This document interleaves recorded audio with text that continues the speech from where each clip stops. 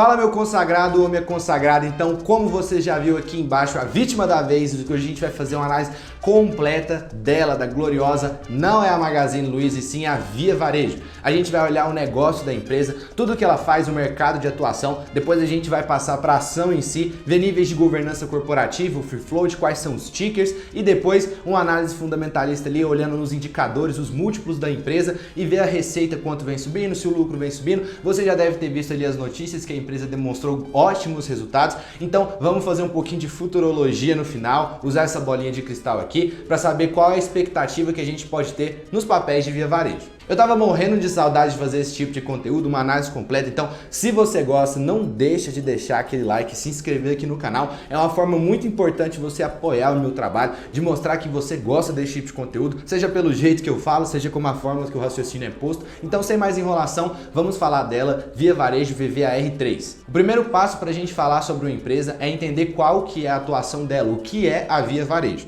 A Via Varejo nada mais é que uma empresa do ramo de varejo, como o próprio nome já diz.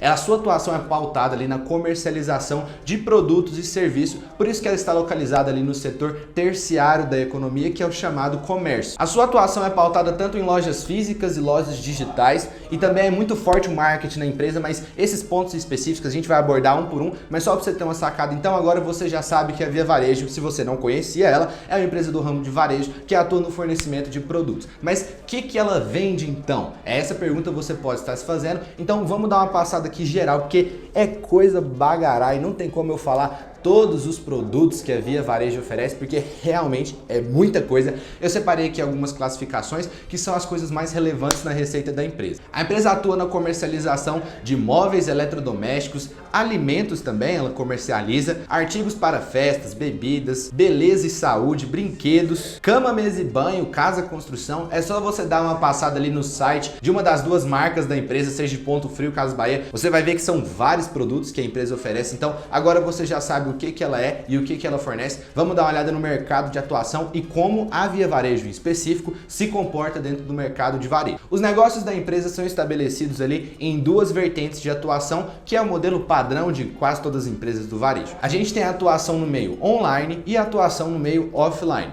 Por meio da atuação online, a empresa comercializa os seus produtos nos mesmos moldes que grandes empresas como a Amazon e a concorrente dela também, a Magazine Luiza. A Via Varejo é conhecida pela sua grande estrutura logística e o poder da sua marca, o que facilita muito a transformação digital da empresa, que é o que ela vem traçando aqui agora. Então, a atuação digital, que é a primeira forma que a empresa tem de comercializar os seus produtos e seus serviços, é por meio do seu site, por meio do seu e-commerce, marketplace e aplicativo. Tanto o e-commerce como o marketplace podem ser acessados mobile e desktop, que é celular e computador, mas a empresa recentemente lançou o aplicativo da Casas Bahia, foi até um assunto na conferência ali, o Mark Zuckerberg falou um pouco mais sobre o lançamento do aplicativo da Casas Bahia e a desenvoltura ali, o desenvolvimento dos aplicativos do próprio Ponto Frio e do Extra.com, são marcas da Via Varejo, então a atuação online da empresa vem sendo pautada, vem crescendo trimestre após trimestre e a tendência do setor varejista como um todo. Mas não é só online que a empresa fornece seus produtos, ela também é conhecida por um amplo número de lojas. A empresa é amplamente conhecida pela quantidade de lojas que ela tem, são mais de 1000 lojas espalhadas por todo o país. Eu vou mostrar para você aqui onde que tem mais lojas, onde que tem menos, o que a empresa vem fazendo para entrar pesado onde ela não tem loja, mas só para você ter uma sacada, são mais de 1000 lojas, aproximadamente 1073 lojas,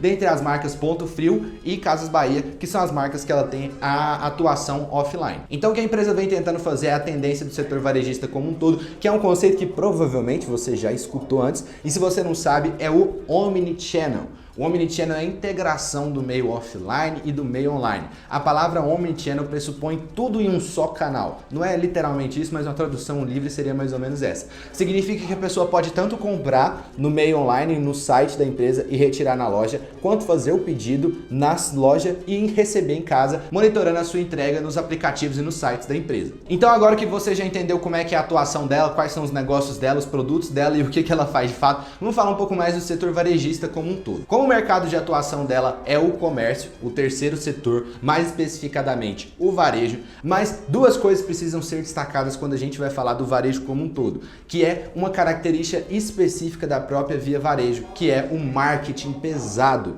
O marketing pesado fez com que a Casas Bahia ficasse ali no imaginário do brasileiro para sempre. Você provavelmente que está me assistindo já passou por uma loja da Casas Bahia, já viu o bonequinho, o símbolo, e isso tudo é um processo de marketing, de consolidação da marca na cabeça da pessoa para fidelizar aquele cliente e aquele cliente voltar a comprar com a própria Via Varejo. Mas outra coisa que precisa ser levado em conta que a Via Varejo vem implementando é o monitoramento e o estudo de dados, que é o chamado Analytics. Isso significa que você já deve ter visto em alguma loja da Casas Bahia, você tem acesso grátis ao Wi-Fi, mas naquele momento a empresa está coletando seus dados para ver o seu perfil de consumo e com isso fornecer anúncios mais apetitosos que tenham a chance de converter você na venda. Então o mercado você já deu uma sacada, vamos falar sobre as marcas da Via Varejo. A Via Varejo é dona das seguintes marcas. A gente tem o Extra.com, que é um e-commerce. A gente tem a Bartiria, que é uma empresa de móveis. E também a Ponto Frio e a Casas Bahia, que são as marcas mais famosas da Via Varejo.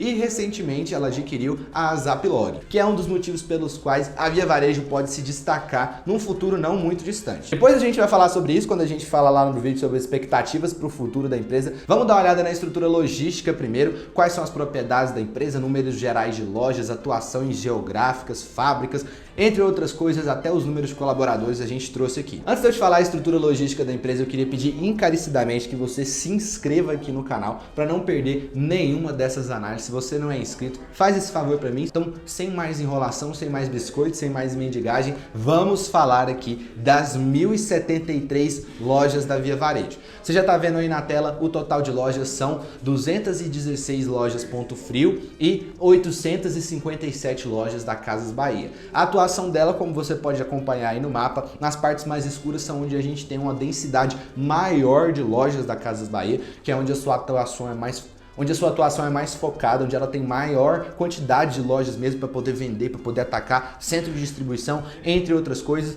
Então você já viu ali que a região sudeste do país e também a região centro-oeste é a maior concentração de lojas da empresa. O local onde a empresa tem mais lojas, o local onde a Via Varejo tem mais lojas é em São Paulo, no estado de São Paulo, onde são 417 lojas da Via Varejo, sendo elas 358 da Casas Bahia e 59 do Ponto Frio. O número de funcionários bate ali 47 mil colaboradores, como você está vendo aí nesse folderzinho bonitão aqui atrás. A parte mais sensível então da atuação da empresa, onde ela tem menor quantidade de lojas, menor densidade de lojas, é de fato o norte do país. No Nordeste nem tanto, mas o Norte é bem prejudicado nessa questão. A empresa vem até tentando mudar esse quadro para poder aumentar a sua capilaridade, aumentar o número de possíveis clientes, colocando e criando novas lojas. Então, no último trimestre ali, a empresa buscou incrementar número de lojas para poder nessas regiões onde ela não tem, ela marcar a sua atuação, botar seu carimbo lá. No norte ela quase não tem. A gente tem que ter uma ideia que quando a gente compra uma ação, estamos nos tornando sócios de uma empresa,